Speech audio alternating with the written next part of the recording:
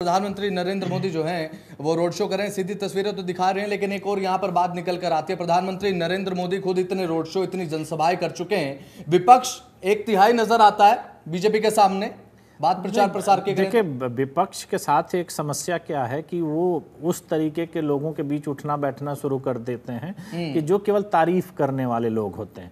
तारीफ करने का आधार क्या होता है? आप जैसे अभी आपने सवाल में ही आप देखिए, आपने क्या सवाल पूछा कि उन्होंने इतनी रोड शो, इतनी रैलियां कर दी हैं, विपक्ष कहाँ है? तो जब ये सवाल हमारे और आपके मन में है, जो हम लोग उसी चीज को देख रहे हैं, समझ रहे हैं, जान रहे हैं, तो आम आदमी को वो चीज कहाँ दिखाई दे रही होगी जब आप वहां जमीन पे हैं ही नहीं। यही सवाल है कि जब आप किसी भी मुद्दे को लेकर के जमीन के पर जाते हैं तो उस पर आपको वहां रहना पड़ेगा, लोगों के बीच जानना पड़ेगा, उसको समझना पड़ेगा।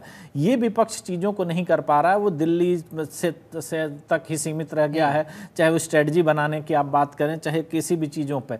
तो यहाँ बीजेपी बहुत आगे उनसे दिखाई देती रही है। उनका चुनावी मैनेजमेंट देख लीजिए, उनके चुनाव के जो तरीके हैं, उस तरीके से किस तरीके से काम करती है। अब पूरा विपक्ष एक ही धर्रे पर चलता हुआ दिखाई देता है, मुद्दों से भटक जाते हैं। कोई नेता उनका कोई बयान देता है तो उस बयान को के बचाव में बहुत दिनों तक निकाल देते हैं।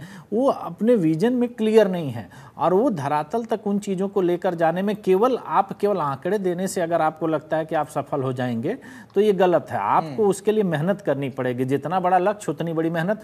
आज अगर नरेंद्र मोदी ने 400 का आंकड़ा दिया है तो वो इसलिए उसको लोग सीरियसली ले रहे हैं कि नरेंद्र मोदी एक दिन में 3 रैलियां करते हैं और वो भी 3 प्रदेश में करते हैं। मैं एक प्रधानमंत्री के तौर पे बता रहा हूँ, बीजेपी के और बहुत सारे नेता हैं जो बड़ी बड़ी रैलियां करते हैं।